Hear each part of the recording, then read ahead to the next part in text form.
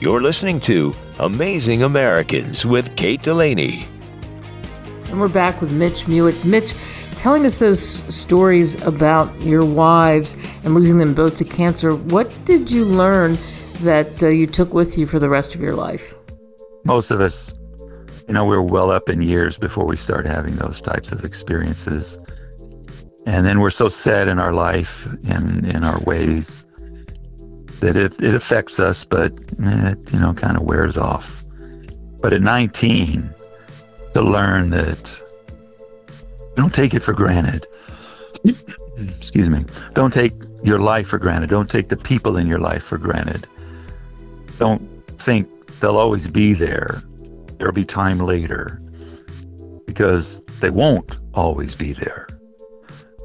All of us are headed down that long, slippery slope, and none of us are going to stay, and none of us know when that's going to happen.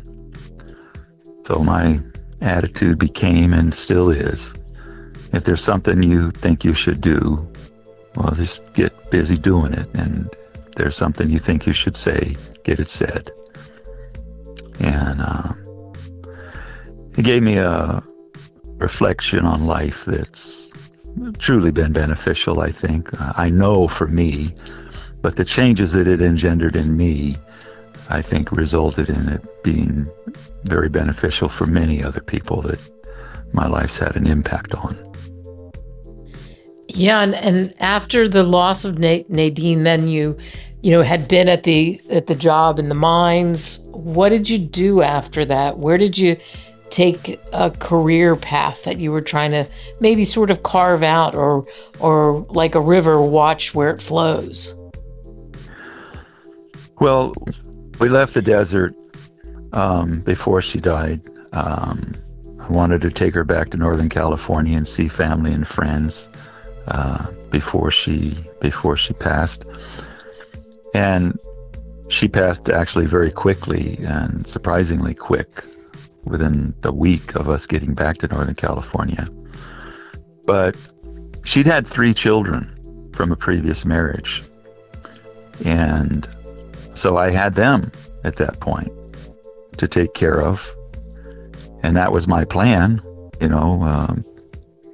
She had made me promise that, her ex-husband wouldn't get those kids. And so he was a long-haul truck driver that, she divorced him when she found out he had another wife and a family in another state. That was why she never had the money she needed to feed her kids, because, he was spending half of what he made there. Mm-hmm. And I promised her that he wouldn't get them. But as things worked out, I wasn't able to keep that promise, which is one of the sad things in my life. He showed up there with a woman that he claimed to be his wife, which I doubted that she was, and a few months later there was a thing in the paper about their marriage license being taken out. But the judge said I didn't have any more legal access to those children than a man off the street, because my only connection was through my wife and marriage to her. When she died, that ends. So he couldn't grant them to me. So that was a hard one. Shortly after that, he took them and moved to Alaska, and then I never saw them again. Until just a couple years ago, I finally found one of them, and went to Oklahoma and spent a couple times visiting with him. Found the other boy in Portland, Oregon, visited with him last year. Unfortunately, the daughter died at the age of 27. She got AIDS from her husband.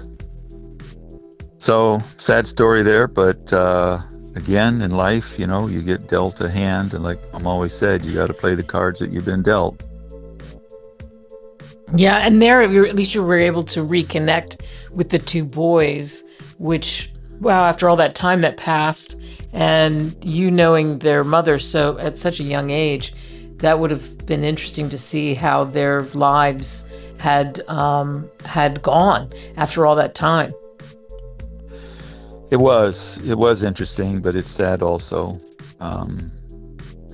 The youngest, he spent time in prison, and although now he's holding it together, and he's got custody of his 2 children and raising them and doing what he can for them. But he's very resentful of some stepmothers that he had along the way.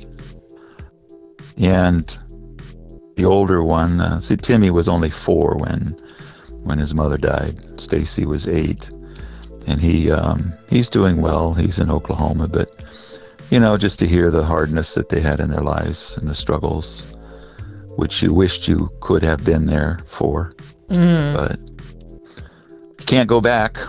You can't go forward in your life looking backwards, because same thing like driving down the road. If you spend all your time staring in your rearview mirror, you're going to be in the ditch or wrapped around a tree.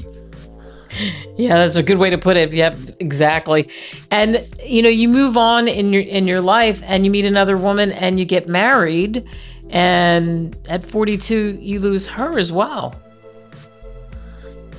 Yeah, we were married 22 years, and she developed cancer inside her biliary tract in her liver, and it was inoperable from the moment they found it.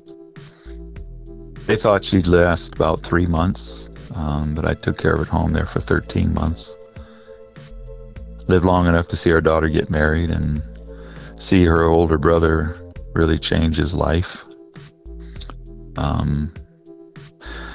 Because he had a lot of problems with drug and alcohol and eating disorder, and when he found out that his sister was going to die, it really had a profound impact on him, and he changed his life. So the valuable 13 months. Yeah, plus the children too. Yeah, well, we had my second wife and I had 1 child, our daughter, who currently has 4 children of her own. They live here in New York, about 10 minutes away from where I am now.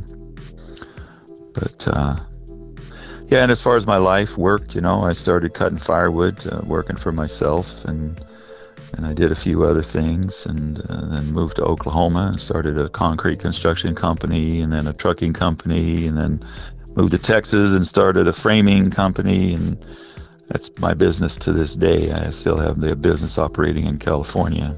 We build schools or apartments or office buildings or anything out of wood. And that became a valuable skill for you too, because you live in a house that you were able to, with a buddy, build. Yeah. Well, I've literally built thousands of houses, and I've never built one for myself to live in before.